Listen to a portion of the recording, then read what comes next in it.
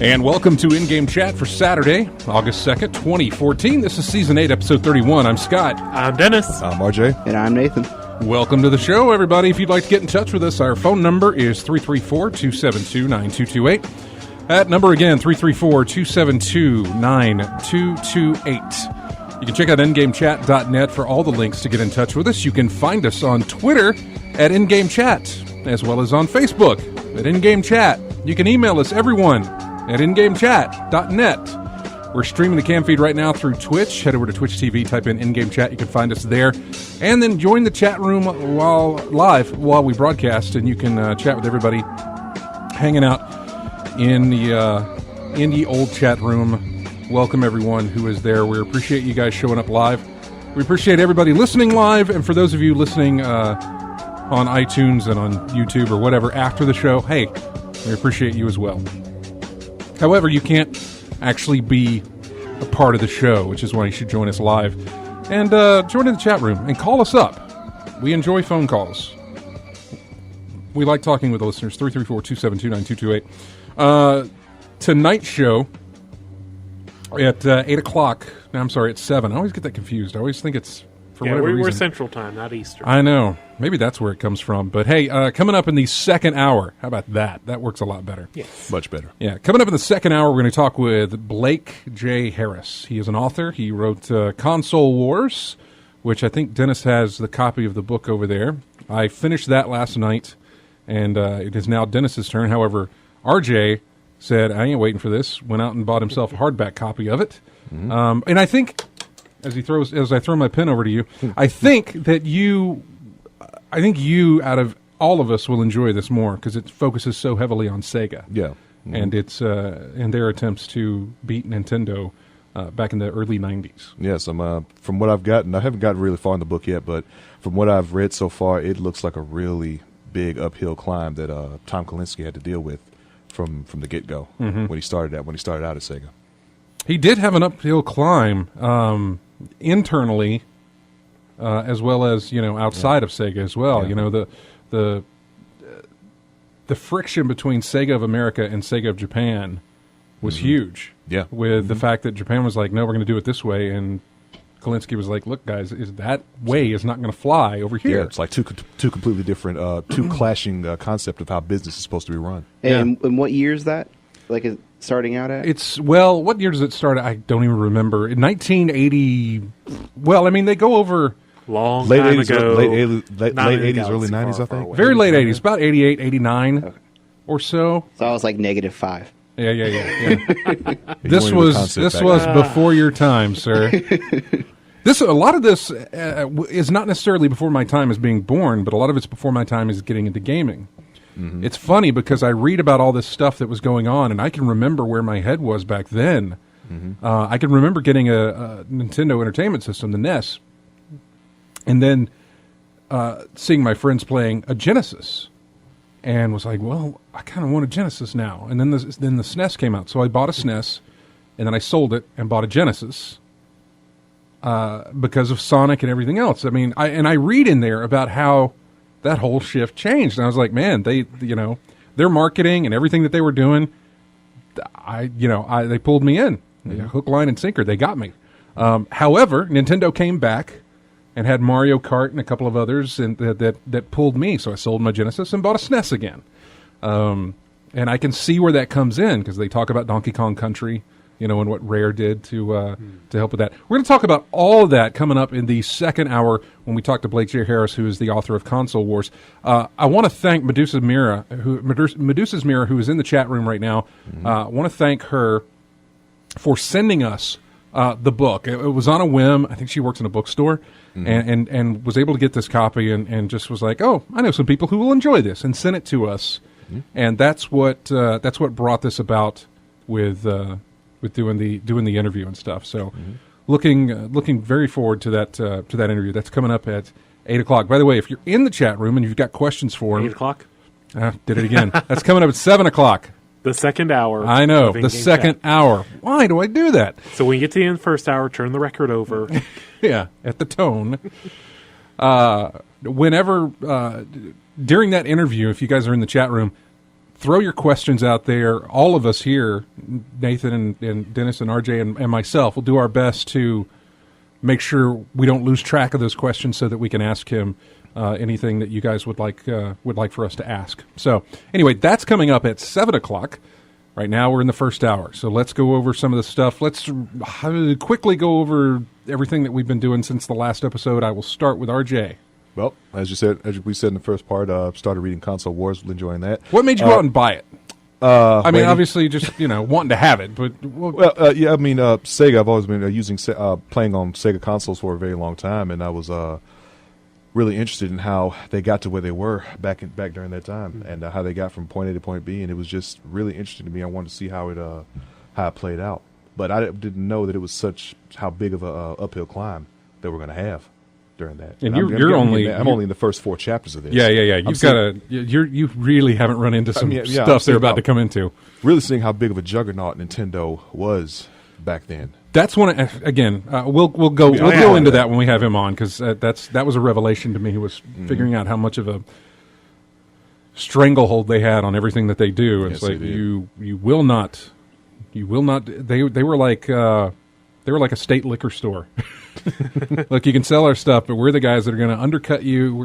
It's all in our control. Mm-hmm. So, but anything else you've been playing? I've been working on. Still working back on Dark Souls 2. I've haven't been able to get to the DLC yet because I've just found out that it's unlocked in the area where a boss battle was, and unfortunately, I've just started playthrough 2 on both of my characters, so I'm going to have to go through all of what I did earlier to get back to that spot so I can start on the DLC. So that's what I'm working on more than anything else lately. Dennis? I'll see. Been playing a bit more of Our Darker Purpose, which... I see you on Steam playing that, and anything that's like Binding of Isaac is just going to be right up my alley. I did play episode 4 of Walking Dead Season 2. Okay. Did finish that one off, and I don't know. I'm interested to see where it's going. I don't have that same. We've talked about this before with Season 2. I don't have that same attachment that I did to Season 1. I don't quite know why, but I'm hoping to see.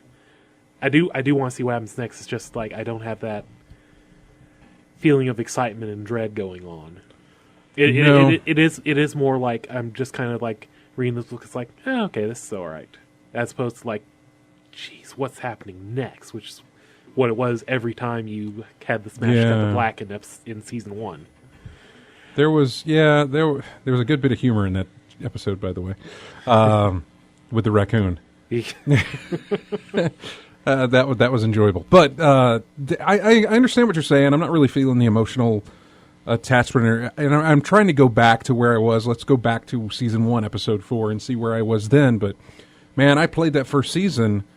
Every night was a new episode for me because I played it after it released, so I was able to carry on the momentum of whatever emotion they had given me going into each and every episode into the next episode. It was.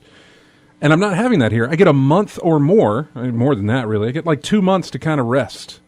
Even though if it's not bringing me along, it may have put me on a cliffhanger, but by the time I get around to playing it, I don't feel like I'm hanging off a cliff anymore. Yeah, well, I played Season 1 going through with the getting them day one and then waiting a month, 2 months, however long it was between episodes. And I did that except on the last 2. I got both of those back to back because I got those on the Xbox. But I remember like playing through episode 1 and 2 and 3. It was whenever Smash Cuts Back, it's like I have to know what happens next. And even at the end of this one on episode 4, I'm kind of like, oh, okay, something happened. I guess I'll find out. It's like, but on Season 1, it was like, I really want to know what's going on next. Yeah. Yeah, I don't have the experience that a lot of you guys had when you played it as it was releasing, but I think they did announce a Season 3. Yes, they did announce Season 3 is going to be in development, which, depending on how Episode 5 ends, it'll be interesting to see where that goes. It will be interesting to see where it goes, but or what they'll do with it. Will they do another bridge episode? Will they do a 400-day situation? Will they do anything like that to bridge it, even though that wasn't much of a bridge? Now that I've played through so much of it, I was like, eh. Yeah, I need to go back and read exactly because based on what happened to me in 400 Days, I'm curious what the differences are in Season 2. I didn't look anything up Yeah. yet. It occurs to me like, well, I could just go look it up now that I'm back up to the point where everything is. I tell you what I am going to do, though. In between the end of Season 2 and the beginning of Season 3, I'm going to go back on the PC and play through Season 1 and 2 so that I can stop relying on my PS3 Yeah, to continue to that's play why this. that's why I did before 2 came out was play back through Season 1 on the PC. But aside from that, I also, once I finished Episode 4, I picked up Wolf Among Us. Oh, and you started that. Yep, I just got through Episode 1 today, and Where have you found the time to do all this? just happened to have some free time. No, that's good. That's So good. it's like, I'm interested. That was a... That was a great ending to Episode 1, wasn't it? Yeah, it's like... You want to talk about your cliffhangers. You want to talk about an example of, hey, how are you going to hold me on to the next episode? There you go. Yeah, right there. I do wonder if it's a matter of character, because, like, I can identify a lot more with Bigby than I can with, like, say, Clementine.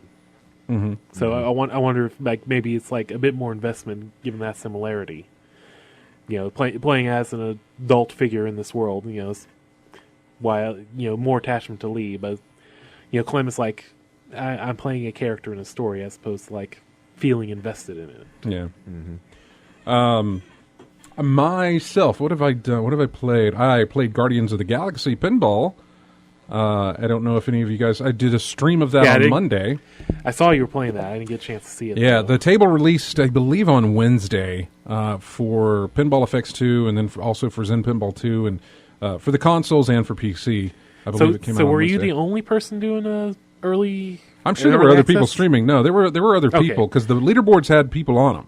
Oh, yeah, that's right. Now, I remember you were number 2 at the end of the day. I was number 2 at the end of the day. However, the very next day, I said, you know, let me play it some more, and I knocked myself up to number 1. And I stayed up on the top there even after it released for like 2 or 3 days, and now I'm knocked down to number 3rd to the 3rd place spot. So more people are getting into it. Oh, of course, yeah. I mean, I know they never last. They really don't. There's always going to be somebody out there who has a much better game than you, and you know, gets the luck of how it goes. And pinball is skill, not just luck. But trust me, I've had some very lucky runs on some tables. So I know I've seen you do it, and I'm like, I can never beat it's that a fun score. man. It's a fun table. It starts you out with a 60-second multi-ball.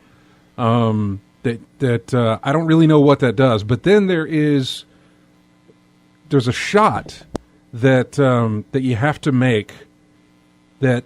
If you make it, you get like 7 million points, 5 or 7 million, I can't remember, if you make that one shot. Plus, you get a nice little graphic title screen that comes in for Guardians of the Galaxy. If you don't make it, it just goes into your game. You don't get the points.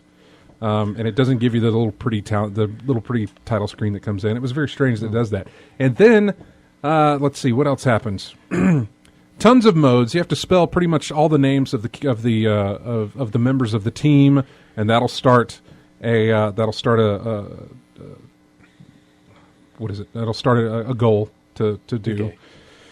Okay. There's 2 ways of doing multi-ball, or is there 3? There may be 3. There's 3 ways to do multi-ball, I believe. You can spell Guardians, which is a very long word to spell, or you can spell Collector, and as you're spelling Collector, his the lock lights up for the collector, and if he collects 3 balls, then you start a multi-ball. Okay, yeah. And then once you complete, and you don't actually have to beat every character's mode on the table. There's one for every character, so that's like 5. And all you have to do is play them. If you play them and don't defeat them, it'll unlock another multi-ball section, and that'll start everything over for you to get for you to spell everybody's name again and go through it again. I don't know what happens if you beat everybody's mode and then go into multi-ball. I have no idea. That would be interesting. Probably unlocks the wizard mode, which is fun. Anyway, so I played that. I have also jumped into Bastion. I started playing Bastion. Yeah, so I saw you pop into that today. How's that going? It's going fine. Are you playing keyboard, mouse, or controller? Controller. Okay. Yeah. Yeah, I found that works better off on PC. I've tried it both ways, but controller seems to be more ideal for that game. Yeah. I'm playing it on controller, and it's okay. I'm not getting the amazing thing that everybody is, like, oh, it's so really good. It's okay. It's not bad at all. but I still got a ways to go in it, so we'll see. We'll see. Yeah, let it cook a little bit. It's the music and the art style in particular are like the high points of the game. The gameplay is The art style is great. I will give it that. Yeah. I do enjoy the art. Like I say, it's a beautiful, beautiful game. Yeah, the gameplay gets more interesting once you get more of the buildings unlocked in the Bastion. Okay. Once you start getting additional options. Okay. But yeah, I started that, and I've got The Last of Us remastered, but I haven't done anything yet with it. I fired it up today, did the install on it, and that is pretty much all I've done with it. I jumped into the multiplayer just to see. Did you catch the live event they did this week? The One Night Live? I did. I just saw that last night, and that was quite a treat to view that. That was something. I did watch One Night live as it happened, and that was fun to see. And then of course they did that thing at the end. Did that cut out for everybody? Because I watched a YouTube video of that, and there was nothing. Oh no, they didn't do it. They only did it for the live audience. Yeah. They didn't do it for the stream audience. They only Yeah, did because it for the I live think there was audience. like a lot of anger about that. Because I think Jeff or Geoff or whatever it is had said, yeah. had said that it was going to be posted over the stream, and then it turned out it wasn't. And I looked up the details of what it was. Like, oh, it's interesting, but Yeah, it was nice. It was on the other nice. hand, it's not essential. It's Yeah. it's a nice little treat for the people who made it live, and that's fine. It's a possibility we'll be talking to them next week, but we're working on that, so we'll see about that. Nathan, real quick, we'll get to the phone call here in just a minute. Nathan, what have you been up to? The Last of Us. Okay, that's right. That's all You I've- have not played Last of Us. No, I have not. This is all new to you. Yes. So you're playing 60 frames a second. Yes. In all of its PS4. glory. What difficulty? Well, the first time me and my friend had played it on PS3, we got to the point where, you know, the city, how like you're going through all the buildings that are collapsed and stuff. You're trying to get her, Right. you know, through the city there, and that was as far as we got. So that was the first time we played it on hard. Have you gotten And have that you was- have you gotten further than what you did on the? Yes, Okay. I'm to the point where you're with that other guy and his brother, I think, or son. Okay, yeah. His and brother. they got split, and we just got split up, and all the clippers are chasing them. That's where I'm at, and that's where I stopped. So, Yeah, that's and as soon as they're like, "All right, we're gonna cut through here," I'm like, "Why? Why do we have to go through the tunnel?" yeah, We're that's outside. that one's a real nail biter. Yeah, so I'm ready for that part, and but yeah, I've been loving it. It's been great, and I can't compare it to the first one, but I mean I'm okay with that. So Yeah. I want to fire it up and go through just to see the 60 frames per second, just to see the difference. what there. I do plan on doing, the DLC, I'm going to put it on the very hardest setting for the Okay. DLC just to try that out. Just, you know, Yeah, I don't think I'm going to do that. But that's one of the reasons that I hadn't got this was to go through the DLC as Yeah. well and to focus on the There is a multiplayer. deal right now through Target. If you buy the game online and pick it up at the store, you get $10 off. And if you have the Target's debit card or whatever, you get an extra 5% off. So you can Alright, get the game nice. for, what is it, $40? Yeah, Isn't it- yeah, $40. Is it selling for 60 or is It's selling for It's 50. Okay, 50. But if you order it online, you get $10 off. They All pick right, it up at the okay. store. Yeah. Just throwing that out there. No, that's great. What else? Anything else been going on? No, just besides one game I got into an alpha, but I don't want to say any more than that. You've been playing NDA the game? Yes. Okay. NDA. Can you say what game you've been playing in the alpha? No, they said they don't. You can't even say that you're No. in the alpha. No. Okay. They made it real strict on this one. Is NDA the game a fun game? It is very fun. It all the people involved in it. I wish Bob NDA would call in I know. and talk to us about. I think This game. I think somewhere they said it's only going to be like a week or two. So Okay, so then maybe- they'll lift it. Probably I pretty soon tried. we'll be able to Look, talk I about tried to get in it. I really did. I can't believe I'm so lucky when it comes to this crap. I've been invited to so many lately. It's been ridiculous. Man, I think I'm on a list. that'd be great. I wish I was on that list anyway. I don't really want to be on a list. There's lots of lists that I'd rather not be on. But yeah, STM Fuller says, if we guess what game Nathan is playing, will he say what it is? Nope. I can tell him in the chat room, though. Well, maybe I won't. I don't want to get Nathan in trouble. No, I don't want to either. I don't want to get you in trouble. So. I actually do want to play this game when it comes out, so I don't want to be banned. Man, look, the little bit that I played of it at E3, I enjoyed. And I was... No, I can't really... anything I say is just going to give it away. Yeah. So I really liked it, and I really wish I could have gotten in the beta. So you guys will hear about it soon. Or this is an alpha, right? Yes, this is alpha. Can we say when the game comes out? And I think it comes out this year, right? Yes. It's probably one of those October releases. I Good luck figuring that out, because there's 8 games coming out in October. That's a great clue. That is great. Well, anyway, let's go to the phones real quick. We have Crawdad on the line. Hey. Hey. I'm going to throw my 2 cents in worth on gaming conversation. Okay, go ahead. You were talking about last weekend, you were looking at rebuilding a old pinball machine. That is correct, I am. I thought that was pretty neat. You were going to run into a lot of electronic harness issues when you do that, but that should be a lot of fun. And if you get it going again, that'd be just awesome. Well, the thing is, I'm not trying to restore it. It's a machine that it's not in great shape as it is. It's my uncle's machine up in Birmingham, and I wish I could remember the name of it, too. My parents used to own it. We used to have it in the house when I was growing up, and I used to play it all the time, and then they wanted to make some changes and whatever. I didn't have a say in, like, hey, can we keep the pinball machine, is what I'm basically telling you. I was too young to have that say. And so went back to my uncle's place, and he put it down in his game room with a pool table and a cocktail Miss Pac-Man machine and whatever. Had a nice little game room, bar, and everything else. It's really cool. I didn't recall at that time, but the thing that really joggled my memory, something I hadn't thought about in years, when I was, I don't know, probably not even 10 years old, I found in our old garage a pachinko machine from post-war Tokyo. Wow. And it was, all I remember was, it was kind of sat in a vertical. It had a big flipper knob. You had these ball bearings, like little steel ball bearings, and all these pins, and the thing was... Right, pachinko was nothing but luck-based, wasn't it? Yeah, pretty much. Because it didn't have flippers. You just flung the ball up, and it kind of... your arm, and it'd shoot one up there, and then the balls would come down and, dance through the pins, and they would land in various cups, and I think that's how you scored, was which cups they... It was just basic nuts and bolt stuff, and I really regretted that I didn't clean that thing up and hang on to it. That'd be a timeless piece to have. It really, really would. Those are the early, the grandfathers of what pinball became. Yep. Because eventually they decided, hey, let's take this, let's angle it a little bit, and let's give you a chance to shoot it back up and get it into those holes, into those point slots, and so. That's how that kind of evolved. And I talked about this in one of the pinball videos I did early on, was that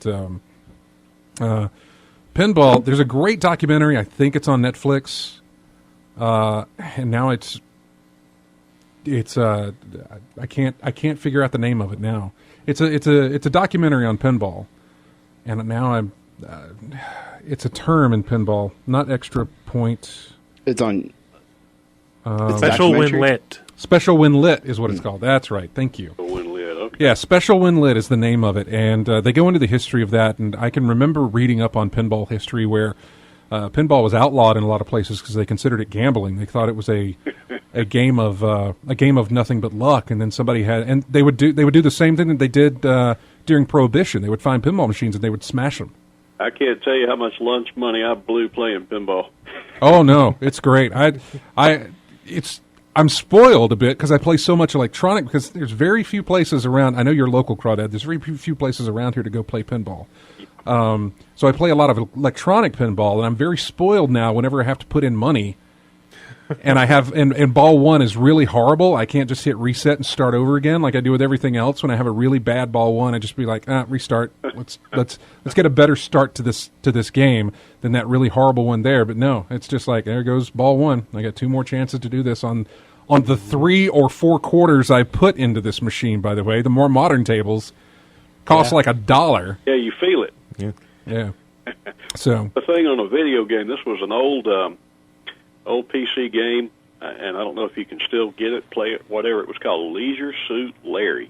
That's totally still out there. Yeah, it's out there. Guys know about Leisure. I tell you what, friend of mine showed me that. And I never played it. It is hilarious. Because there was no way my parents were ever going to let me play that, because that was coming out when it was. And even today, I can go back and play it now, because I believe it's on a site called Good Old Games, GOG. Okay, now we're talking. So I can still go back and maybe play Leisure Suit Larry. You sure can. You can play every single one of them, including the new one that they did. I think they did a remake of the first one. The original creator of the first game did a remake of the first game, updated it, made it look better. And I tell you what, go to GOG.com, GOG, goodoldgames.com, and look up Leisure Suit Larry. It'll all be there for you. GOG.com. That's it, yeah. Mm-hmm.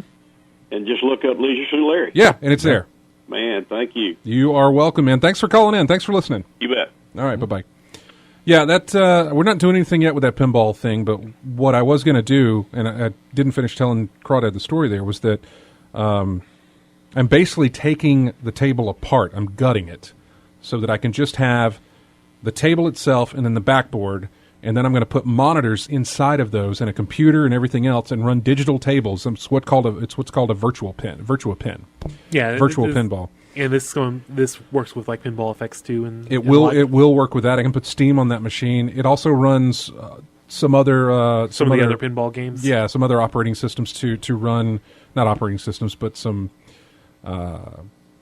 overlays so that you can play some of the tables that aren't on either of these two, Pinball Effects or the Pinball Arcade. I'm serious. You can have one physical table that will play 200 to 300 actual pins from wherever. And what are you guesstimating this will cost you total? I don't know yet. I really haven't run the numbers on this. It's probably going to cost. I'm looking at maybe $1,500.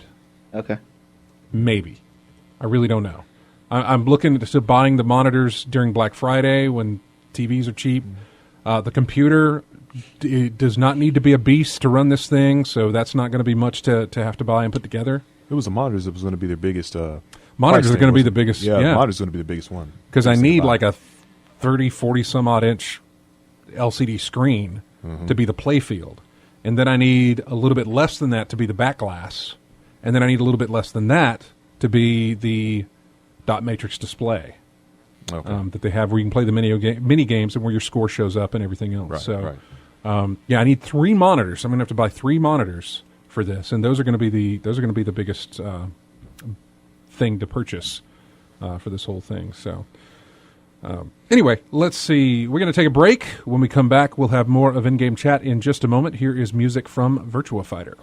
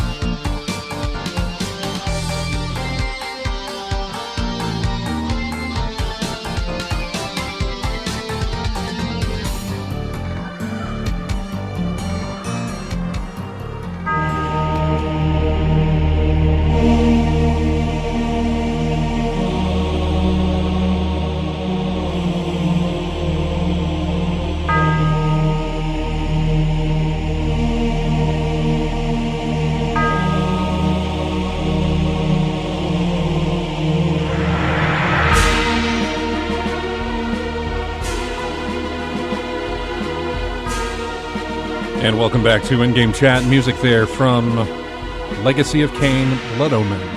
Or was that Blood Omen, Legacy of Kain? Blood Omen, Legacy of Kain. Okay. Wow, that is Blood Omen 1? Yeah. I don't remember this one. But it's been years since I played the original Blood Omen. We had this for our music episode that we did. I don't know that we played it on the air, but that was one of the ones that we could have used. Speaking of, we need to do that again soon. Do another music episode? Oh, yeah. Yes, definitely. Totally. We should have one of those a year at least. So, at least one. I can always bring more from my collection. I know. Maybe two. We in. might do two. Yeah. One in the spring, one in the fall, something like that. I don't know, but we should do more than one. Anyway, welcome back to the show. Don't forget, coming up at 7 o'clock in our second hour, we're going to be talking with Blake J. Harris, author of Console Wars. We're going to have him call in. He's going to be talking with us on the phone about the book, also about the production of the documentary of the book, also about the production of the film based on the book. There's a lot of stuff going on with this book. So it's in bookstores now, so make sure you check it out if you are interested. And I do recommend, if you have any interest in what went on back in the early to mid 90s between Sega and Nintendo, that's the book you want. So that is coming up. I wanted to mention that we were talking about pinball, and I don't want to always talk about pinball, but Yeah, you do. Don't lie. Were you going to start a show after this show? I really should, shouldn't I? Something pinball? Yeah. The pinball, what is it? Pinball, PAPA is the name of them. PAPA is what it's called. And that's like the Professional Pinball Players Association or whatever. Mm-hmm. They have their championships every summer. And the championships, I believe, are next weekend, I think. And they will be streamed live on Twitch. Okay. And you're probably wondering, how do you stream a pinball tournament on Twitch? Well, they've got an interesting way that they do it. Is just webcams hooked up, or Yeah. Okay. They have a mount for the camera that hovers directly over the playfield, Okay. so that you can see what's playing. And then they have another camera that shows the back glass, so you can see, or the dot matrix display, so you can see the score. Okay. So what kind of score he's getting. And then they've got another camera that can show, just the guy playing the table itself. And it's the Professional and Amateur Pinball Association. That's what it was, yeah. But yeah, they're doing their tournaments. I think it's next weekend, and they do that, I think, out in Las Vegas. But it will be on Twitch, so that should be fun. The fun part about it is seeing some tables that you don't normally get to see. Some of the pinball tables that are in the lineup, so it's a lot of fun. Let's see, what do we have in the news this week? We had the EA did a subscription service. Yeah, an EA Access, and only on Xbox One. Well, because apparently they pitched it to Sony, and Sony said, "Nah, we don't want that." Yeah, they were just like, this doesn't do anything for us. Well, of course it wouldn't. They've got their own subscription. They've got their own. I don't know. That seemed odd to me. It's strange. It's that Sony turned it down. Why not? Why not put it out there? And if people want it, they can have it. If they don't need it. Whatever. I know it conflicts with PS Now, so I guess that's not really that confusing as to why they did it. Yeah. Yeah, But didn't they also say that they didn't feel it was good enough value for the customers? Well, yeah. The official statement from Sony. That's their official statement. Yeah. Yes. That's what they said, though, right? Yeah. But I'm pretty sure it has to do with. Why install anything that's going to take away mostly focus because it from would our service right now? Yeah, and officially they said it's because they PlayStation Plus members basically expect a lot of things coming bundled in with that yearly fee, not just the free games and everything, but also all the other options and such. Mm-hmm. So they basically said another $5 a month for just EA is kind of silly to us. Mm-hmm. Yeah, I like the concept of what EA's doing. It is interesting. It's their selection right now, as with any subscription service, it's like is the stuff there that you want. Like the way RJ looks at buying a new console, it's just got to have the games I want to play on it. Mm-hmm. And I look at this subscription service the same way. Currently, it's offering how many games? I let's see, at least 4 games. I knew it was 4, but it was all 4 that I didn't really care much about. Battlefield 4, right? Peggle 2, Already FIFA 14, and Madden NFL 25. All right, so those 3 of those I really have no interest in. Actually, 2 of those I have no interest in, and then 2 others I already own. I own Battlefield 4, and I own Peggle 2. So already right there, it's not working for me.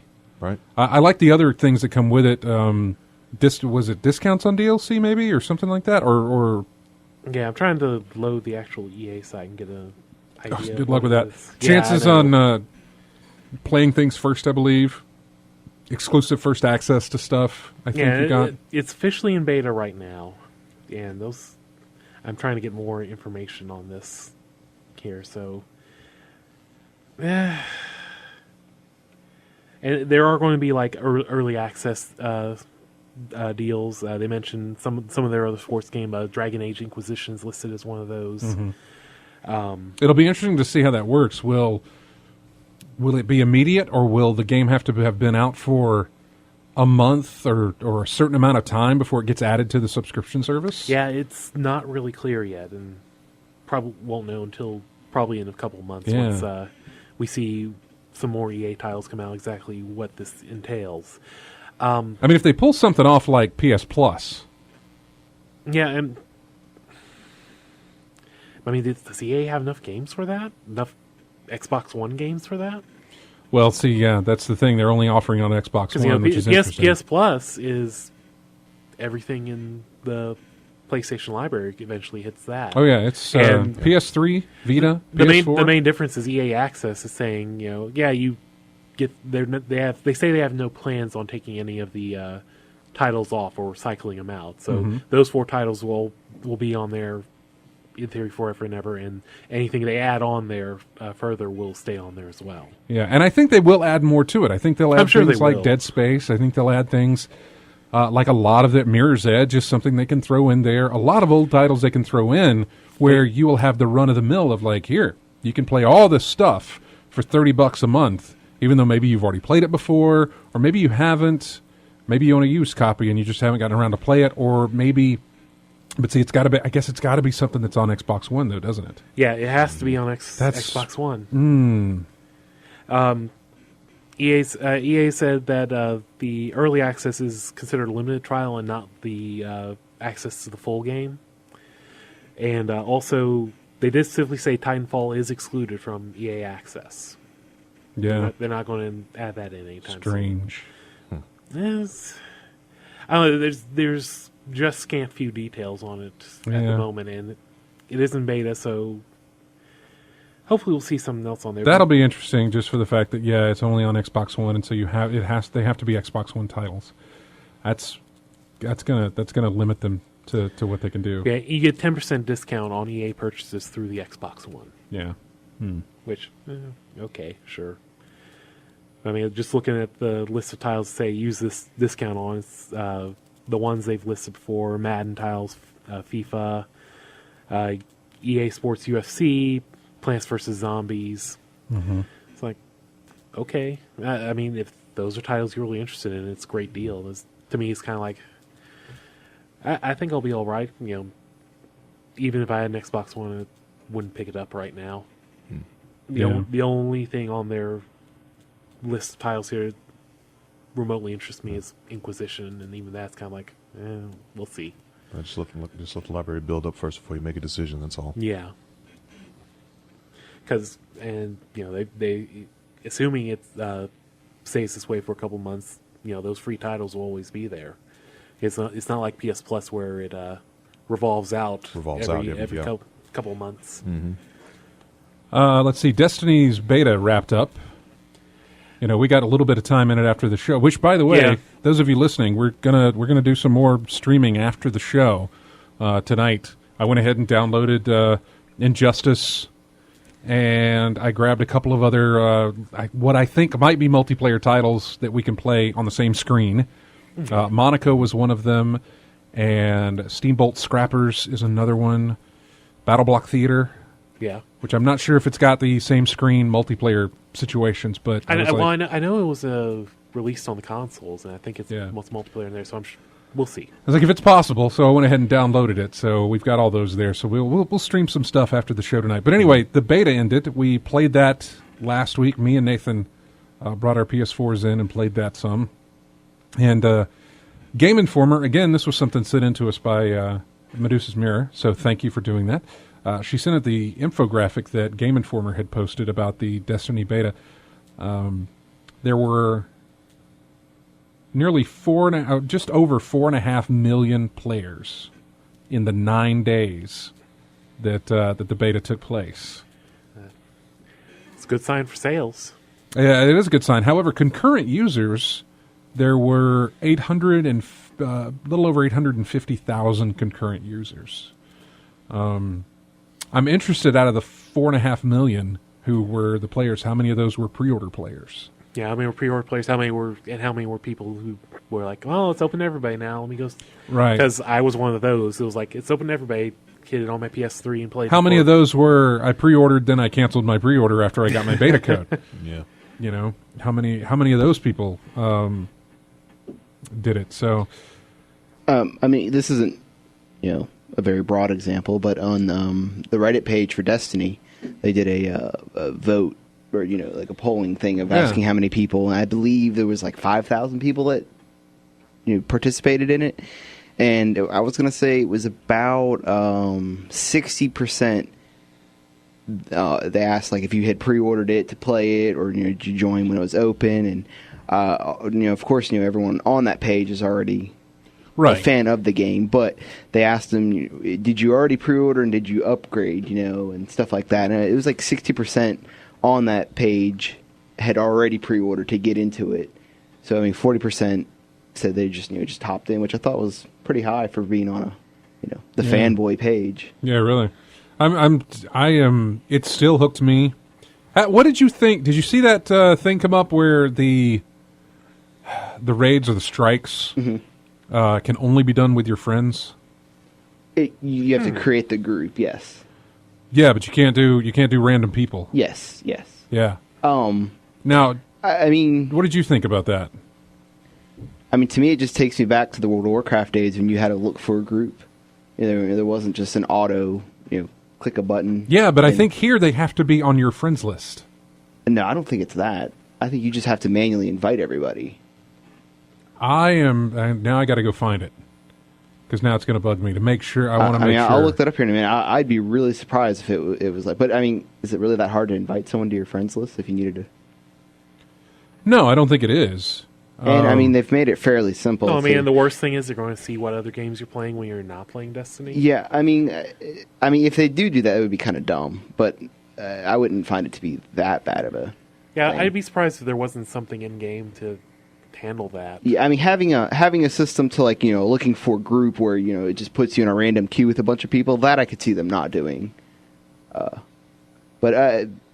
was that your question? It was just that. Well, I just wanted to know what you had thought about that, but obviously we may be thinking of two different things here. Yeah. Where I had a completely different thought if they were only allowing that would be really dumb. You to people on your friends list. I mean, no MMO that I know I've ever played has done. God, now it's going to take me forever to find the thread on Gaff, so that I can figure out exactly what they were talking about. I did find an article where it does mention they have to be on the friends list, but I can't find like a link to like an official word from Destiny. Okay, yeah. The Bungie I'll have to look into that. I haven't seen that. Yeah, I would prefer. I mean, when you're doing raids and stuff, you better know everybody, honestly, because they said that they can take from 2 to 3 hours. And you have to coordinate. And, yeah, so if you get a wipe, and it's do you start at the beginning? Or? I don't want some Randy, after an hour and a half in there, wiping us. Well, that was, my first thought was, hey, that's not a bad idea, only for the fact that But,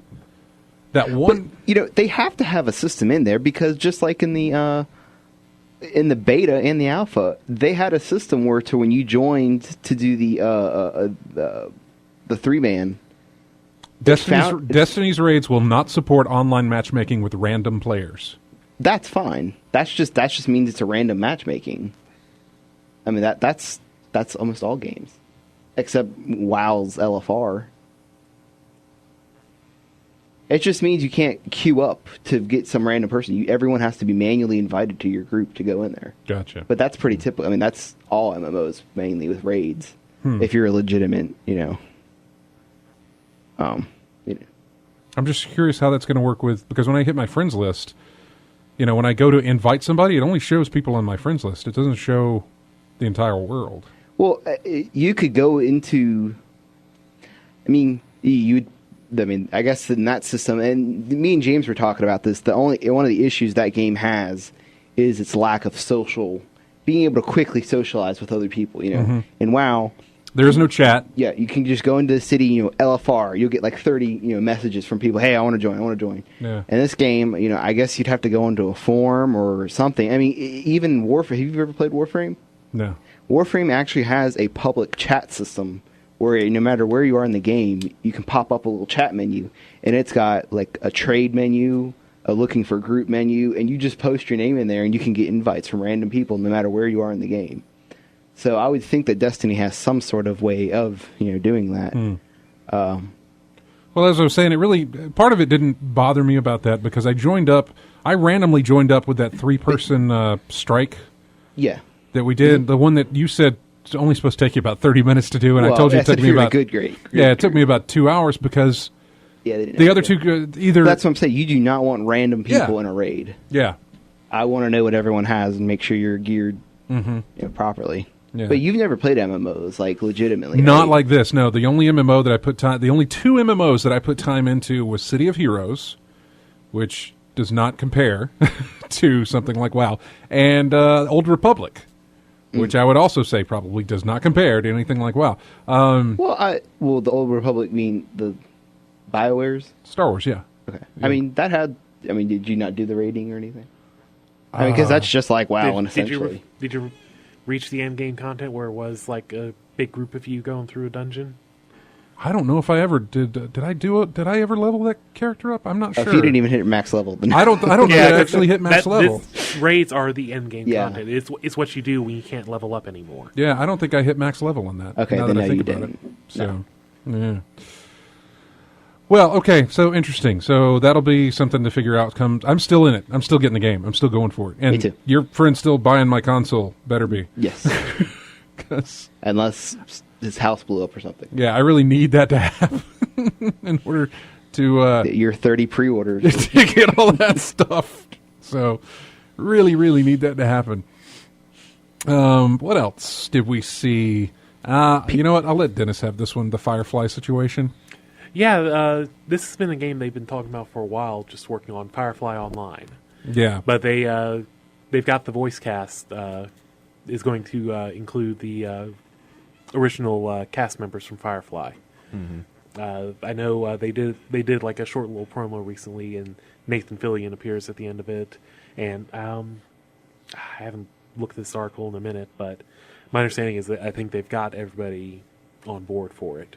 So it's I think I have an email like when I signed up for like notifications on it from like a number of years ago. It's been one of those things that's just been getting held back for one reason or another. But they just had a big thing at Comic-Con, so hopefully we'll see something come out of that. Mm-hmm. I mean, it's not really much else to say, though. It's not any big details. Just that literally was news. Like, the voice cast is going to do some stuff for it. Yeah.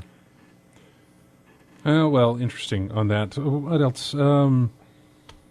PS Now is in an open beta. Man, I looked at that, man. I couldn't do anything with it because I had to pay for everything I was going to do, and I was not about to pay any money to that service. And they're saying they're really looking into subscription service. They did, and I'm glad that they are. That will be interesting to see. I'd like their library to... look, the library is huge right now, but unfortunately, there's nothing in there that I really feel like going back and playing, because most of it I already have played, or I still have it. And I just don't feel like paying the money to play Metal Gear Solid 4 again. I'm just kind of surprised it wasn't a subscription service to begin with, in all honesty, because it was like rented for X number of hours based on what you pay. Right? I'm sure that their end game was... I'm sure it didn't just happen now where they thought, hey, we should do a subscription service. I'm sure they've been kicking that around for a while. You know, but it seems like based on what they said, that wasn't going to be the plan originally. It did seem kind of like, well, everybody is saying we need to get this, so we're looking into it.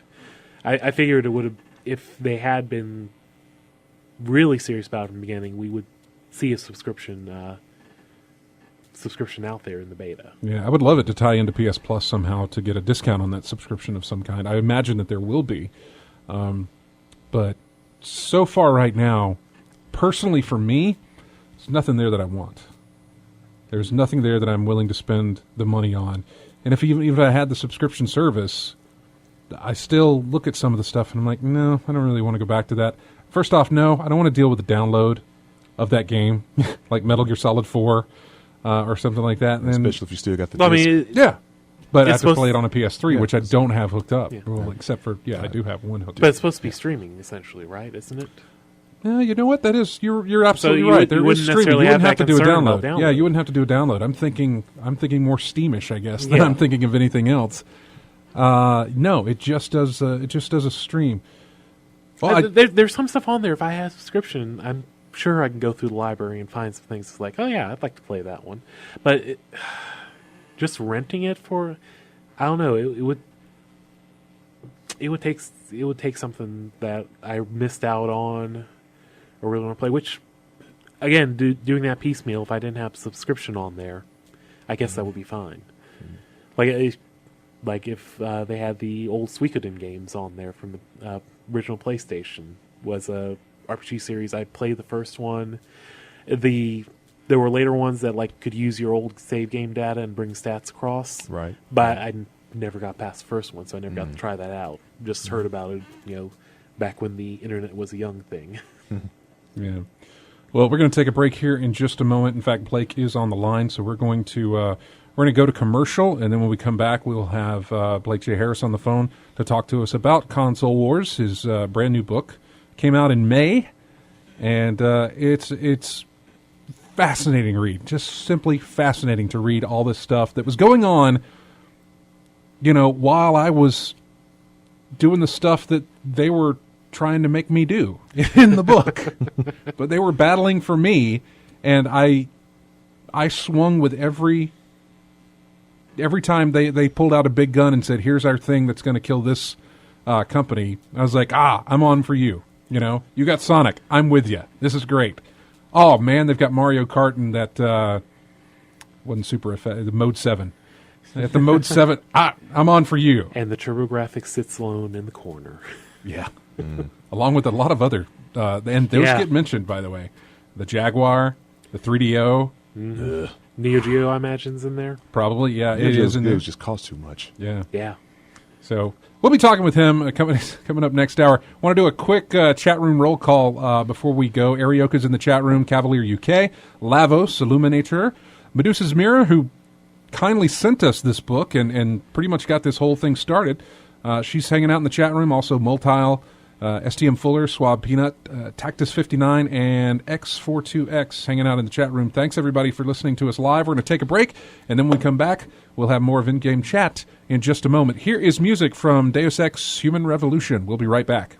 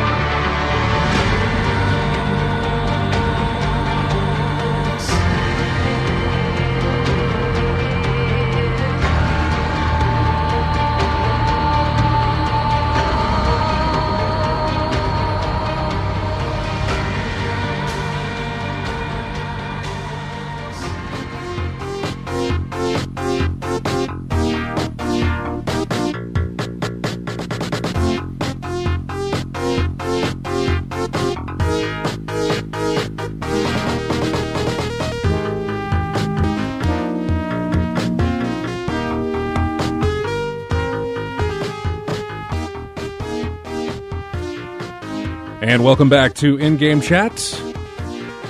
And on the phone with us right now, who requested this music specifically, it is Blake Harris, author of Console Wars. Blake, do you recognize the music? Absolutely. Beautiful thing. Thank you. Yeah, this is NHL 94 for the Sega Genesis. I was like, hey man, sometimes I ask you guys, if they want some music that they want to come in. He's like, if you can find it, NHL 94. And sure enough, look, man, everything's on YouTube. So I was just going to guess Mega Man. Yeah, really, Mega Man for everything. So, hey, welcome to the show. Thanks for doing this, man.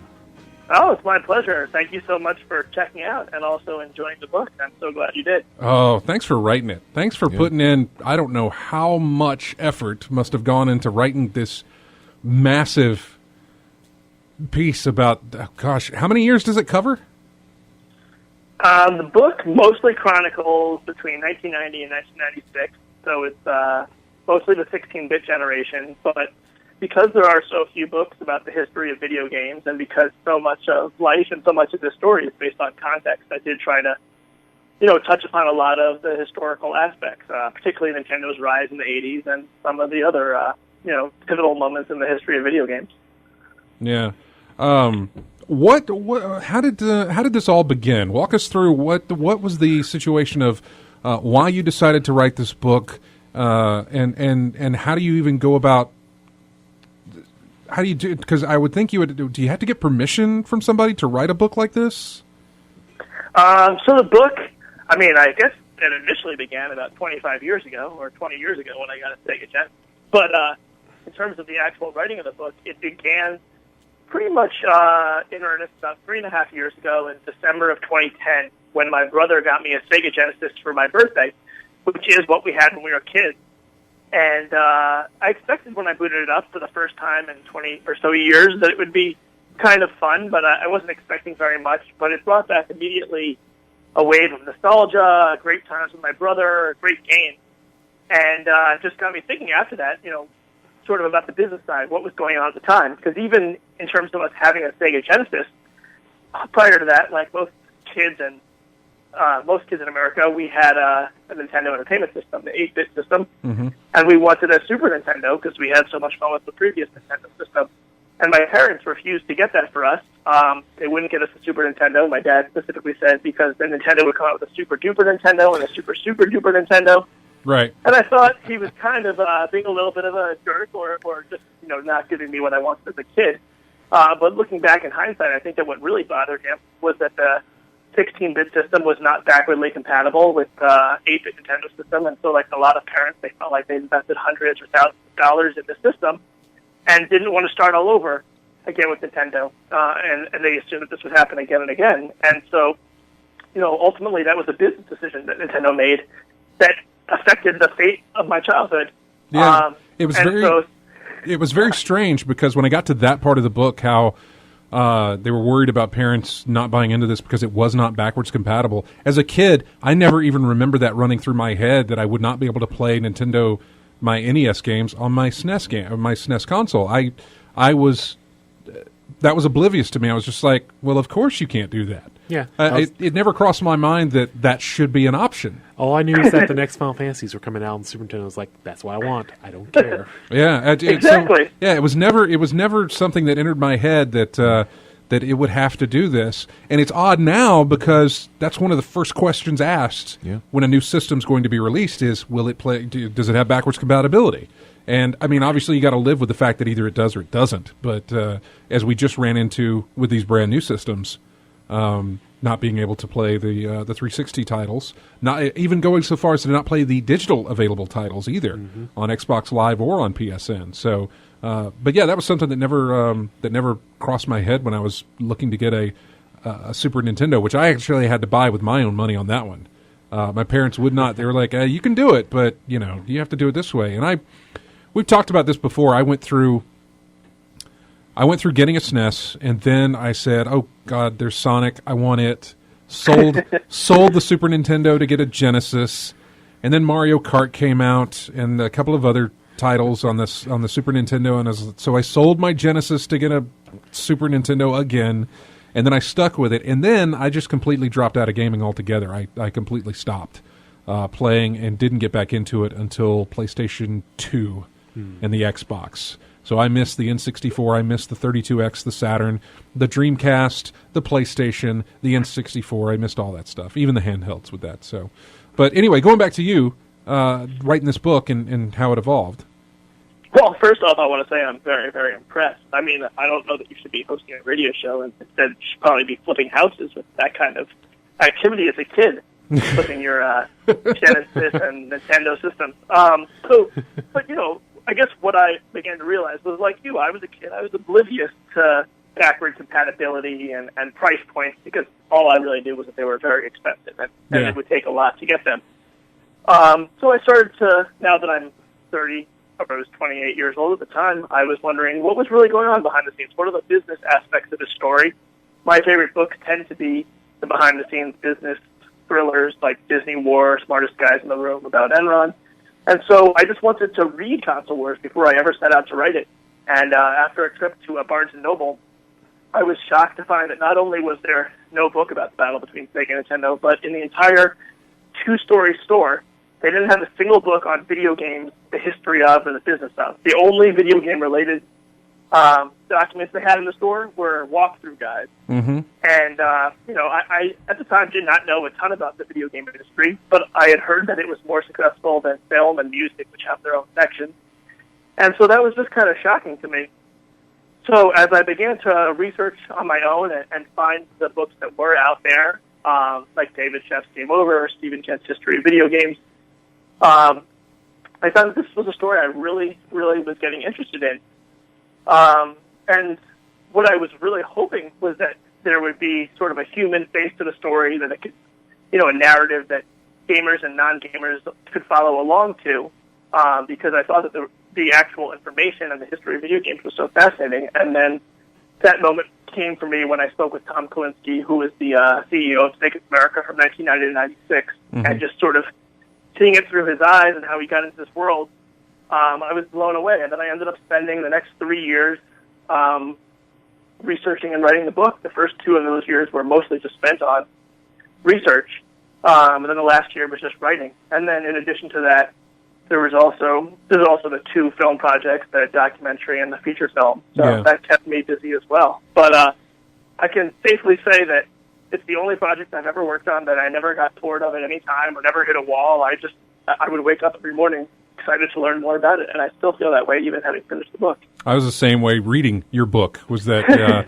it was it was one of those things where it's like, all right, let me put in some more chapters. It was really hard to pull myself away from, to say that, you know, okay, I do need to go to bed because I do have to get up, and, you know, it was very much like playing your favorite game where time just rolls by in the shortest, you know, in the quickest amount, in the shortest amount of time. But you know what I'm saying? Where I would start at 9 and then look up again at the clock, and it's like 11:30 already, and it's like, okay, got to go to bed. Well, thank you. That's great to hear. And that really was exactly like my experience researching it.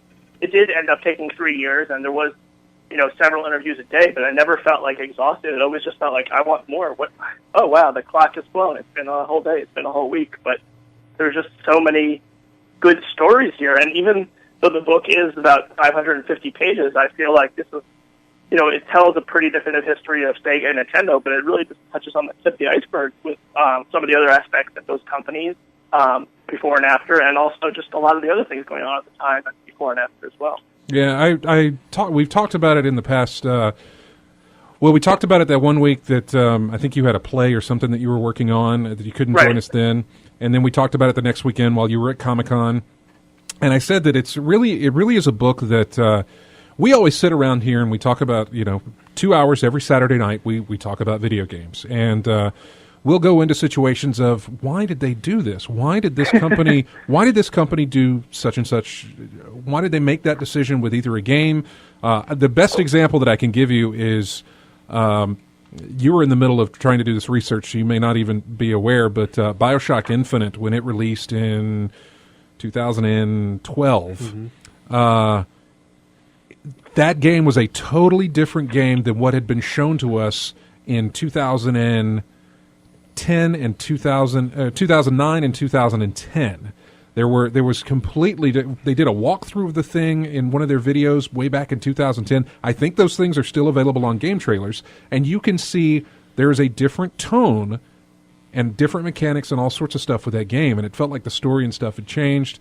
And we always talk about, we're never going to get the story behind this. We're never really going to get to know why, because everybody's going to keep their mouth shut and nobody can talk about it and nobody will.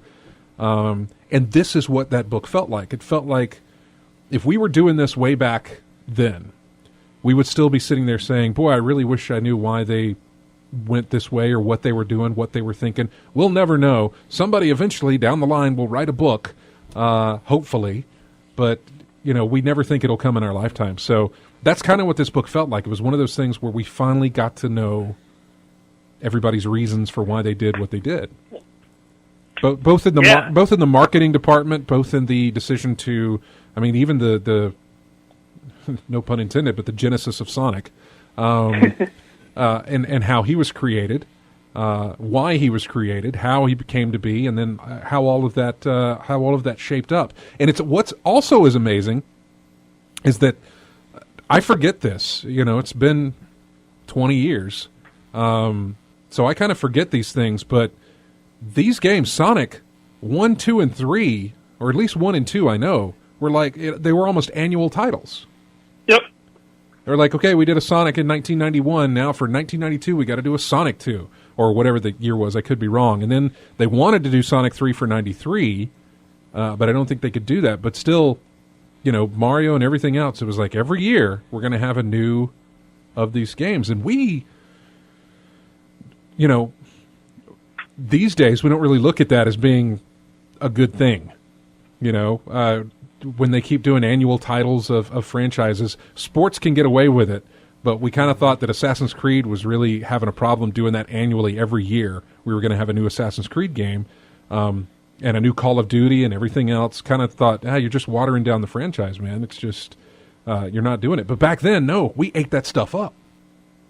Right, and part of that is, the danger or the fear of oversaturation, and another part is just the cost and the logistics of doing an Assassin's Creed game every year. That what was so fun about this project and studying this era was that a lot of these games were made by 2 programmers, maybe 3 programmers, a few other design guys. It wasn't they could be made in 6 to 9 months by a select few number of people, and even at the highest cost, it was only costing $1 million, maybe $2 million. So there's a lot more risks were able to be taken, and a lot more experiments were able to be enacted that you really can't do nowadays, because it's so much more like the film business, where you really need these big tentpole games and you need to make your money back, and it makes sense when you're playing at those stakes.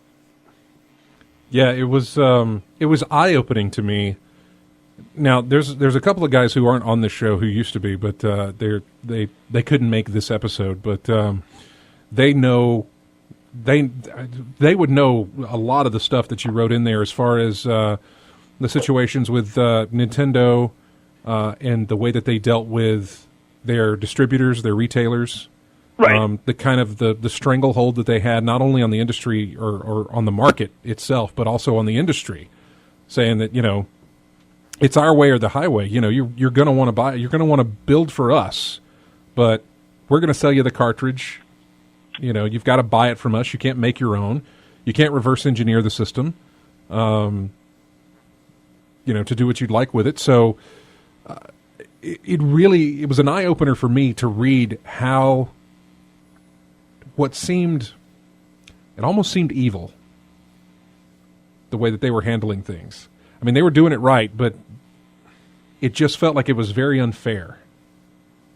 Yeah, and as kids, I don't think we realized that at all. I remember thinking, Nintendo. I knew Nintendo was the dominant player. I thought they were sort of the Coke to Pepsi, but I didn't realize how dominant they were, that they actually had a 1.90% of the market, and I didn't realize that they were using very aggressive business tactics. And I admit that the first year or so that I was working on this project, and this is very much a byproduct of mostly speaking with Sega people at the time, because Nintendo people were much harder to get a hold of and harder to get to open up. They did seem like the villain and the Goliath in this story. But in the end, I really do believe it was two companies with very distinct, different philosophical visions of what the video game market could be. And Nintendo was extremely controlling. Even to this day, they're pretty controlling. You know, they don't. Sonic is available in the iOS Apple, store, and Mario's not, because Nintendo says if you want to buy a mobile Mario game, buy it from us in the Nintendo store on the 3DS. And they still control everything. And there is a reason behind that in their mind. They want to make sure that if you're going to spend any money on a Nintendo product, that you have the best possible experience.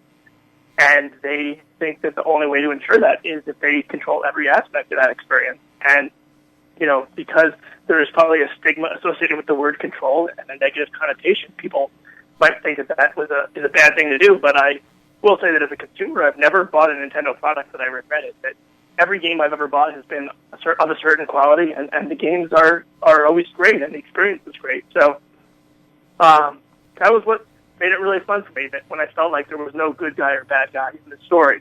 And the other fun part was that if you asked people at Sega or the people at Nintendo, they did feel like there was a good guy and a bad guy in the story, and it was the other guy that was the bad guy. So the fact that they felt so strongly that way, and even to this day still feel that way, made it a lot of fun to research and to go through that time period. Yeah, it was, like I said, it was eye-opening to see that and to see, and it wasn't, I didn't fault them for that. I mean, I understood, if you just let anybody have it, then it's going to, then your reputation and your control, you lose control over it, then you would lose control over the market, and then, of course, you could possibly see a decline in that. So, I mean, and further in Nintendo's defense, and certainly some of the things they did were potentially even illegal. They had a lot of antitrust lawsuits, and they were painted as villains by retailers and third parties. But from their perspective, they started as an arcade company in the late 70s and early 80s.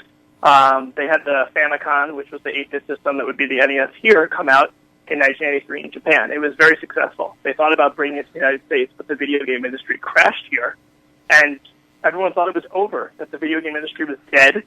And in hindsight, that might seem kind of silly, but at the time it made sense because it was so unsuccessful, or it had been such a, an explosion and loss of money. And also, you have to remember that there was the computer revolution brewing, and I could see a world where video games were just relegated to computers, and why would you want a dedicated console? So Nintendo wants to launch a system. Everyone tells them they're crazy. They make this very risky proposition to launch a system. At first, it's very, very hard for them, and then eventually it works, and it's the most successful toy for a few-year period.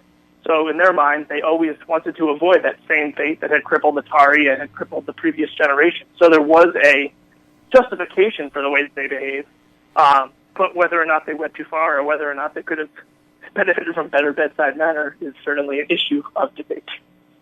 Yeah. They had control of, there was a recent story or an article that I saw on somebody's website that Nintendo actually owned the rights to the Mario porn.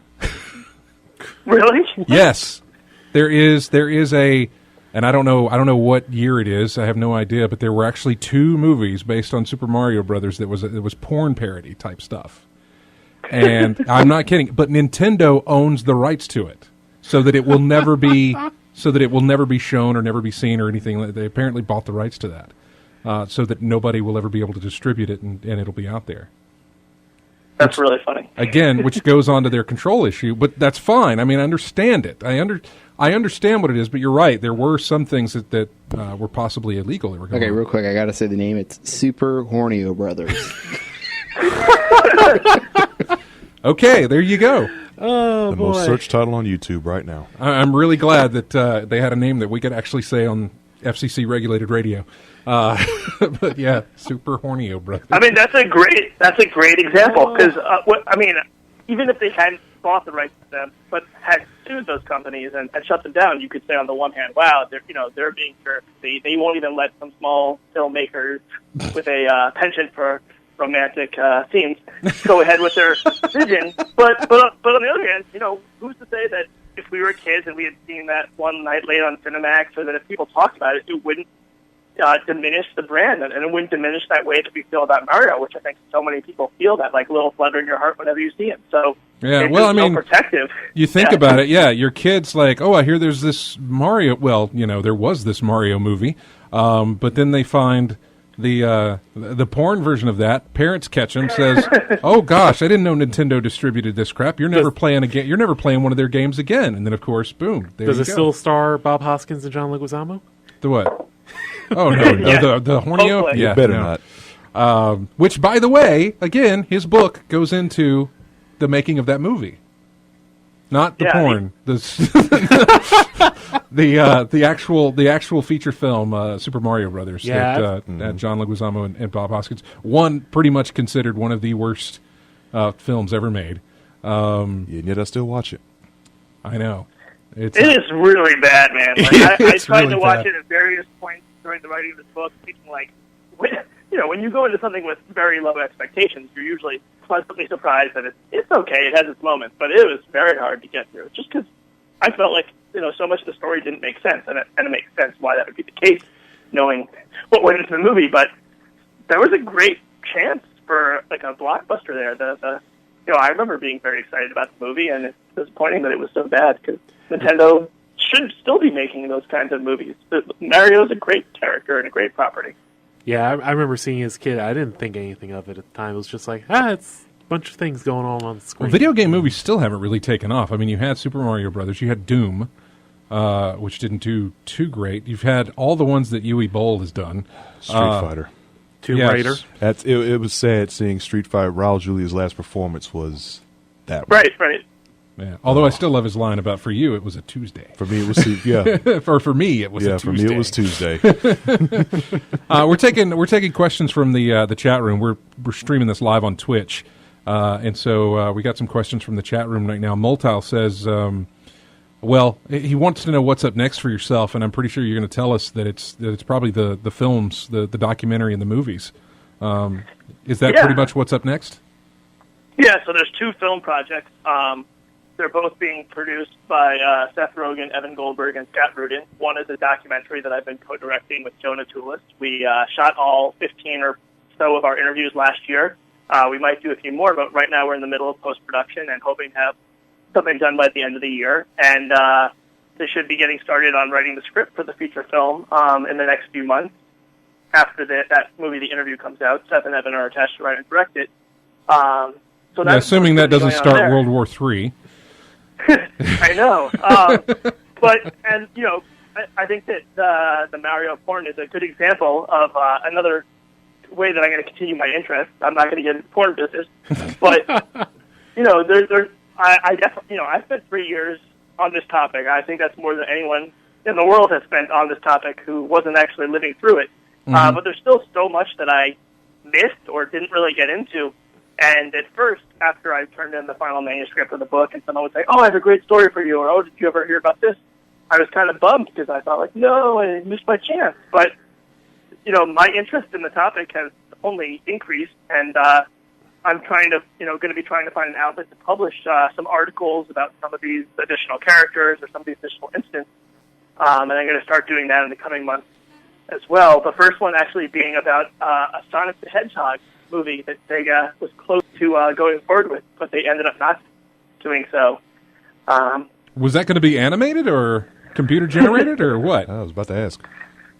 Well, because I knew they had already. I know they had already done the animated series, so I just thought maybe they would just do a long form feature film of the animated show. But this is something I haven't heard. I thought the same, but we would be wrong. There's a couple different drafts that I'll be writing about, but one was I think Roger Rabbit was kind of the best example. So Sonic would be an animated character living in a real world. They really wanted the real world aspect because they wanted it to be appealing to a wide audience and not just kids. Wow, interesting. I did not had no idea that was so. What year were they looking at doing this?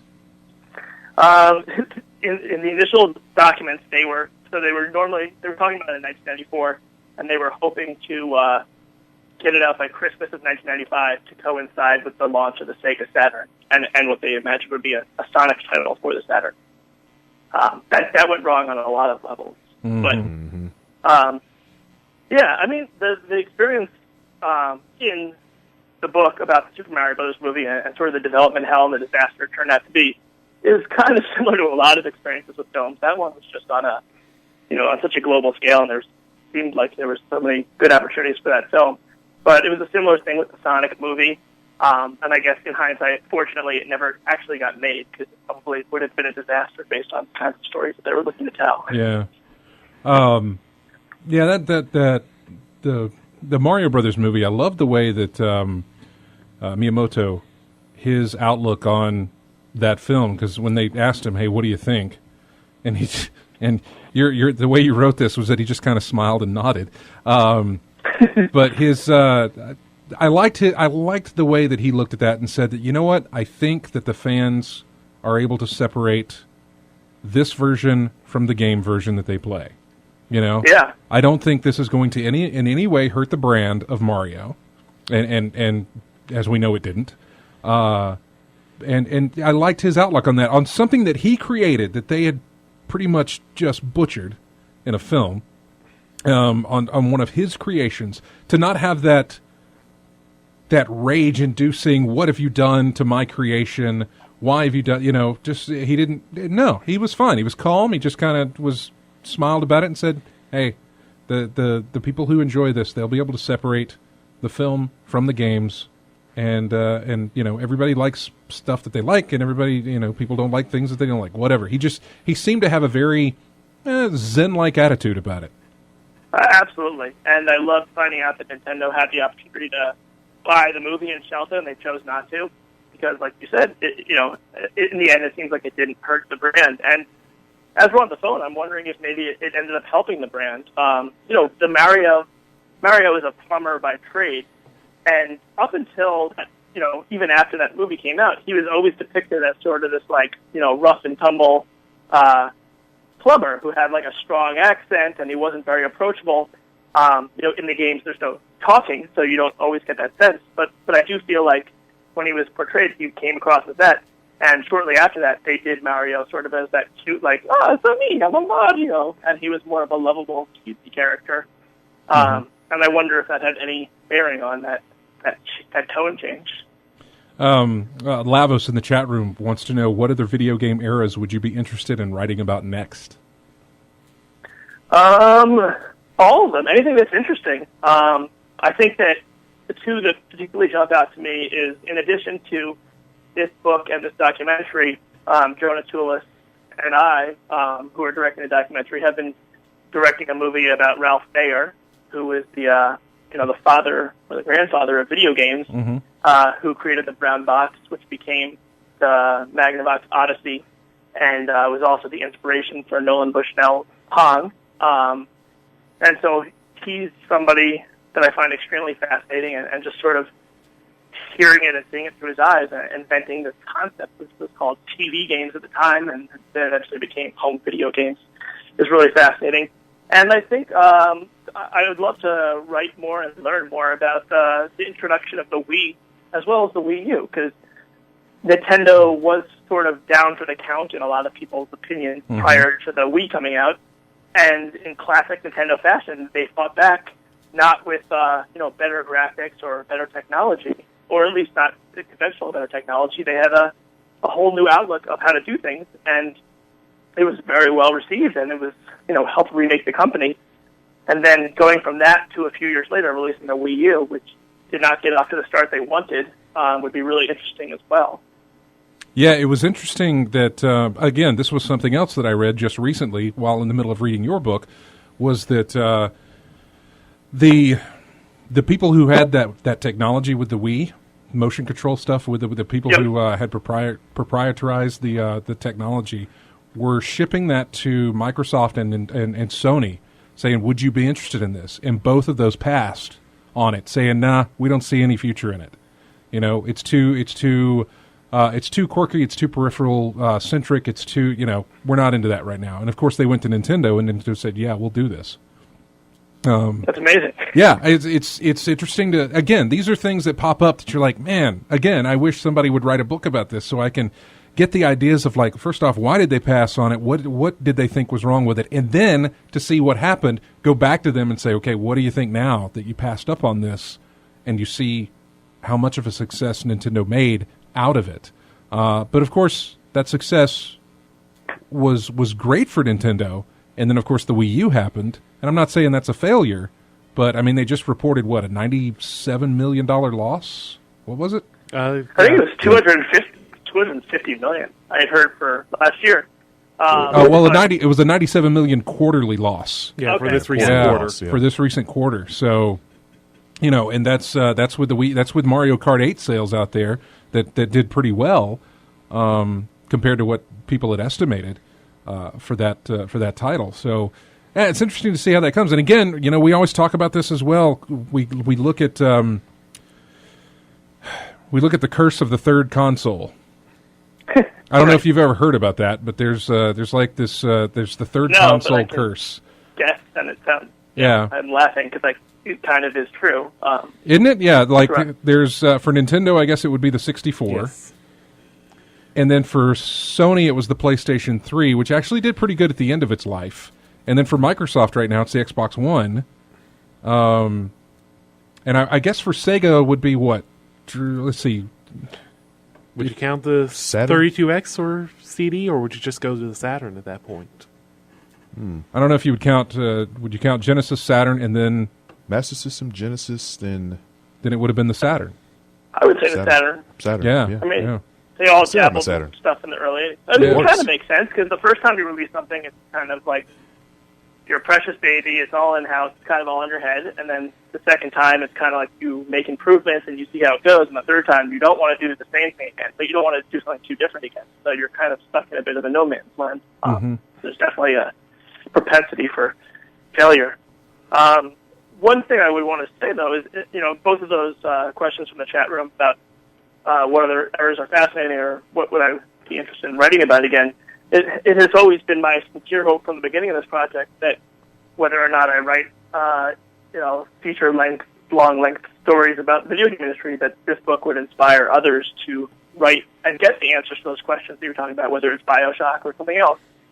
As a personal, anecdote about my experiences with publishing this book, even 2+ years ago, I guess, when we had Seth Rogen and Evan Goldberg on board, Scott Rudin was on board, so we had this dream team of filmmakers making 2 films and about a topic that seemed to resonate with a lot of people. We took the book out to about 25 publishers, and at least 20 of them passed, and the reason was just video game books don't sell. And I thought that was really strange, since the reason I wanted to write this video game book was because there were so few, so how would you even really know? Mm-hmm. And I hope that the success of this book, and hopefully the films as well, will change that mindset and will increase the number of people writing about this topic and getting answers to those questions that we all wonder about, or the ones that we don't even know that we're wondering about. You know, I didn't ask you at the opening, but yeah, I guess how has the response been to this book? I can only guess. I mean, my response is like, this is great, I love it, but how have you seen the response and the sales and everything going for it? I think it's been great. At least it exceeded my wildest expectations. Sales have been very strong. The best compliments that I've gotten are from the people themselves who either lived the story and told me, like, you got it right, you totally captured the spirit.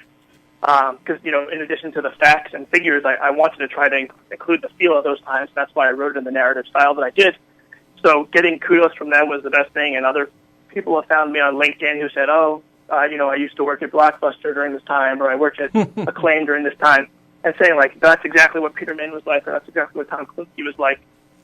And in terms of, reviews, I think that I was talking to my manager today. I feel like 25% of the people absolutely love the book. About 50% really enjoy reading it, and about 25% think it's the worst thing ever written. So I guess those odds are pretty good. I was not expecting the bottom 25% there. Is this your first book? It is my first book, yeah. And there was, even today, there was a book review in the Telegraph in the United Kingdom, and the book got 1 out of 5 stars. And the reason, the reviewer said kind of everything that I would have wanted him to say about the book, that it has these great cinematic moments, that there's a lot of research in there, and that the book even compared it to reading like the Da Vinci Code, which was from the beginning my goal for this book, to make it as something that was as rich as Disney or that read like Da Vinci Code. But he felt that the narrative style was not very authentic, and that seems to have rubbed some people the wrong way. I guess I'm certainly not in that group, and luckily that's the minority. But I think that there was a way to tell the story where it was much more like an encyclopedia, but I really felt like that would have been a disservice to the people that the story was about. You can only get so much out of those facts and figures, and so much of the story, which has the subtitle of Defined Generation. The reason it did define the generation was because of all that energy and because of these unique companies and these unique minds, and how that all melded together to really change the 90s. Yeah, STM Fuller in the chat room says, no matter what you do, someone will think it's the worst thing that you've ever done. Well, Stephen is very right. Yeah. And, as you alluded to or you asked earlier, this is my first book. This is my first time really finding out that people feel that way. I'll admit that the first time there were some negative reviews that hurt my feelings a bit. It was caught me off guard. But as Stephen said, I have sort of quickly grown thick skin. And if now at this point, I'm not so much offended if someone doesn't like the book, but I'm disappointed because, it's not a short book and it's not a cheap thing to buy. $30, $20. Well, I want them to have a good experience. Yeah, you kind of imagine, you kind of know now, well, I say but it kind of goes back to video game reviews. People put 3 or 4 years into something, and then you can get a reviewer who just says it is the worst, and then it can come out to horrible, horrible reviews. But it could be it could be great in everybody else. You look at the Mario movie, going back to that, where they put in a lot of effort on that, trying to get it going, and then, and then it got nothing but panned. I'm not saying that your book is anything like the Mario movie. Trust me, I'm not saying that. I love the book. I loved it. I loved being able to follow the timeline, again, in my head of what I was doing and why I was switching consoles and what I was playing. It goes into the Donkey Kong Country era, and I remember I've still got all my Nintendo Powers. I remember reading about that in Nintendo Power. I remember signing up so I could get the soundtrack and all this other stuff that they were going to be doing these mailing things with.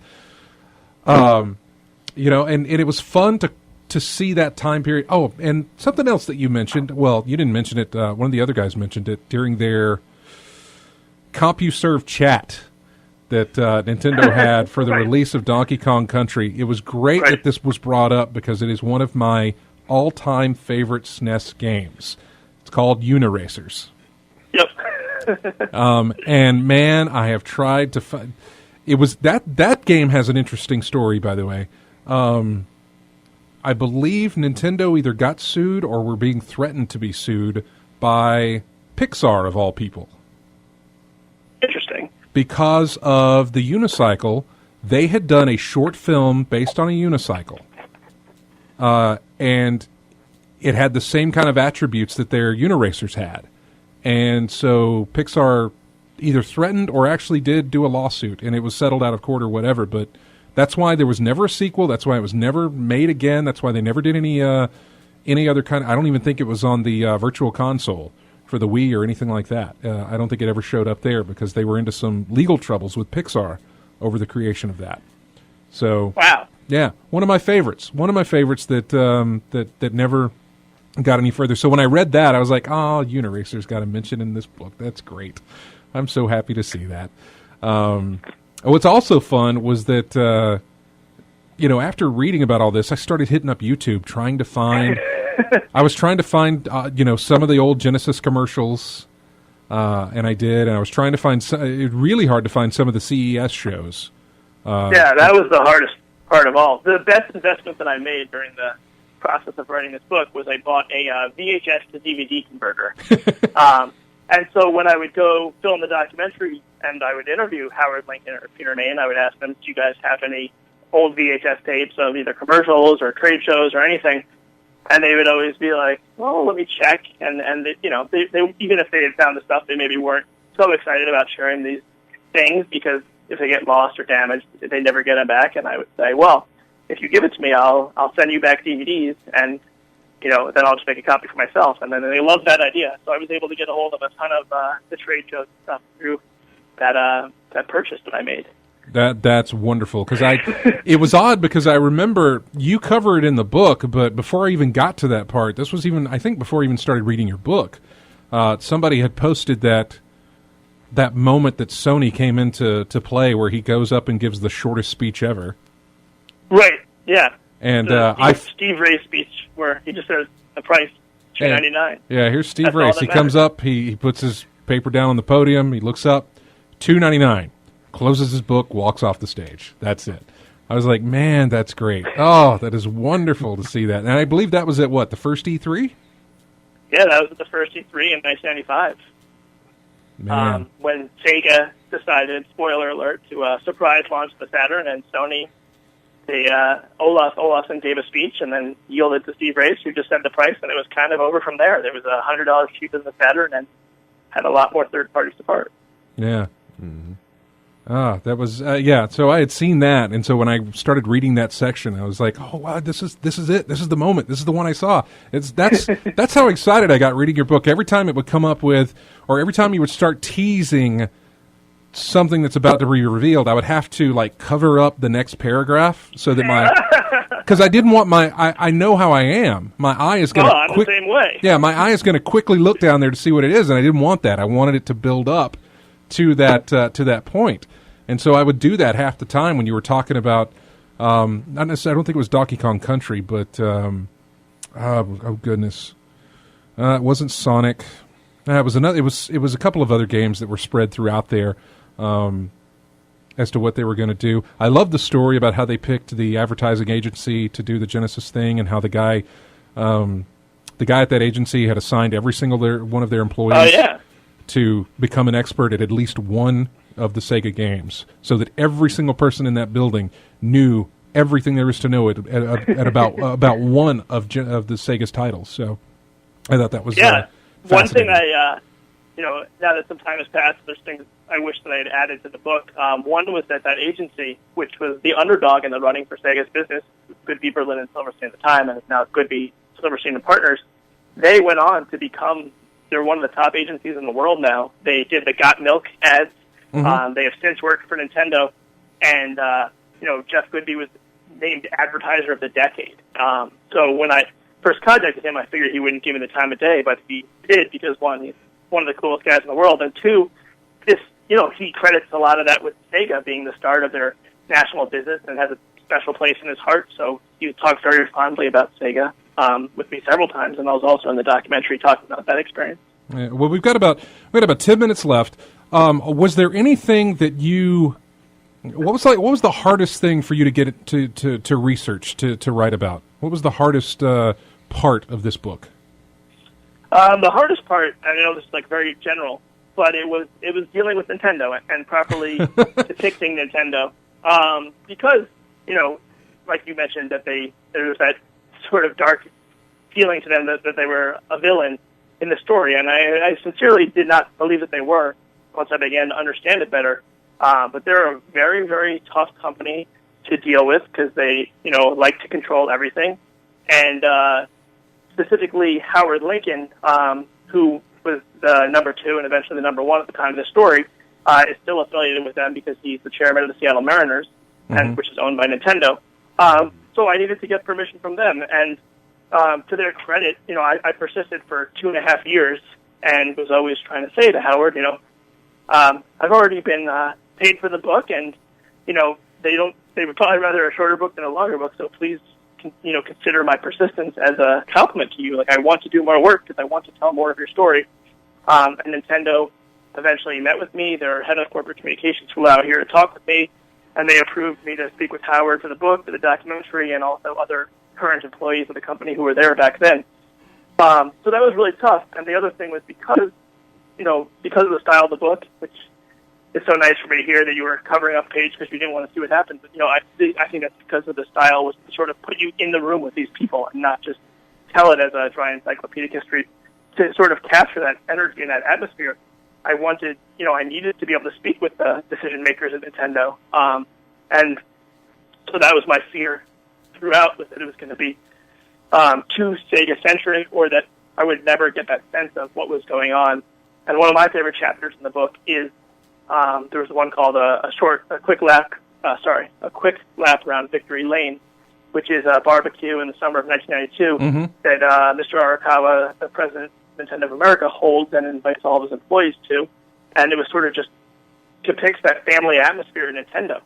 And they really were just very different companies, both great in their own way. Sega, everybody I spoke with was no longer affiliated with Sega. It was much more like a Silicon Valley company that you're sort of in and you're out and you make your mark. Yeah. And then it moved on to the next generation of hardware, and a lot of times there's turnover and a new team comes in. But at Nintendo, it was people stay there for their lives. Most people retired with the company. It was very rare for somebody to leave, and I wanted to make sure that I sort of captured that specialness. And so getting access to that and gaining the trust of those people was the hardest part, but because it was such a long research process, luckily it worked out to my favor in the end. And I think that, the book would have been very incomplete without that perspective. Yeah, it would. Real quick, when are we looking at the documentary to be released? We should be done with the documentary, if all goes according to plan, by the end of the year, so hopefully early next year. Will it we'll be able to release. How will it be? Is it just going to be released like a direct-to-DVD type thing, or? I don't really know. It's produced by Seth, Evan, and Scott, so ultimately it's their decision, and I trust that they're pretty good at what they do. So, I mean, as a filmmaker, I want it to be on every movie screen ever in theaters, but we'll see. I think that either way, I'm happy to have had the opportunity to do that in addition to the book, because it was great to spend extra time with these people, and for the reasons you mentioned. As I was on the phone with these people or meeting with these people or writing the book, I would sort of shift and want to go on YouTube and see, what are they talking about? What is this commercial? What is this thing? Yeah. And so it makes a great compliment to the book, just telling the story visually and with these great sort of hallmarks of the 90s and those advertisements and those shows and kids opening Christmas gifts. That's just, what Sega and Nintendo were all about. How did you even find a stopping point to this book? Because I mean, this book does not end with Sega getting out of the hardware business. Right. I mean, how did you find? And again, we've only got about 6 minutes. How did you find that? How did you find a stopping point? I mean, it definitely would have been easy to go on and write a 2,000-page book to take the present day, or I probably would have gone down enough rabbit holes that would have only taken us to the early 2000s. But a lot of it was because at the end of the day, the spine of the story for me was the story of Tom Kalinske, this guy who helped resurrect the Barbie line, who helped develop He-Man Masters of the Universe, Flintstones Kids Chewable Vitamins, who comes into Sega, is an outsider to that world. We get to learn the business looking over his shoulders and through his eyes. And he has this incredible experience of making Sega relevant, making the Genesis a real player, and surpassing Nintendo. And then it all starts to fall apart, and he leaves. And so I felt like his leaving was a good time to exit this story, but with the hopes that someone will pick up the baton, or that I'll have the chance to keep running and tell more of the story at some point. Well, Blake, we really appreciate you being on the show with us tonight, and thank you so much for writing the book. I cannot wait to see what you write next. I can't wait to watch the documentary and then the film. Thank you. I'm really looking forward to all these things you got going on. I'm definitely staying in touch with you because we want to have you back on the show for your next book, for the film, for all that stuff. Definitely want to keep in touch with you. And thank you so much for doing this and putting in all that effort to write this book. It was well worth it, man. Thank you. Thank you so much, and thank you to everyone in the chat room. Feel free to find me at Blake J. Harris NYC on Twitter to ask any questions that were not answered. I love talking about this book, so thank you so much for having me, and I would love to be invited back. All right, man. Take care. We'll talk to you again. All right, take care. Bye-bye. All right, folks. This is also a song that was requested by Blake to play. This is Sonic's Green Hill Zone music. Thanks, everybody, for joining us in the chat room, as well as everybody listening on the stream or even on their radios, as well as thanks to everybody who grabs us each week from iTunes or however you get our show for later use. We really appreciate it. And, of course, thanks to Blake for being on the show with us tonight. Head on over to ingamechat.net. You can join us on Twitter, Facebook, our forums at Colony of Gamers. gameswithus.com. You can subscribe to our YouTube channel, and if you're on Steam, we've got a Steam group that you can join up with over there and play games with us and other listeners. Plus, check out our Minecraft server. Oh, wait, no, we're not doing that anymore. I gotta get that off of there. It shows that I'll just read whatever's in front of my face. Have a great week, everyone. We're going to be streaming after the show in about 30 minutes, so stick around for that. Have a good one. We'll see you next Saturday.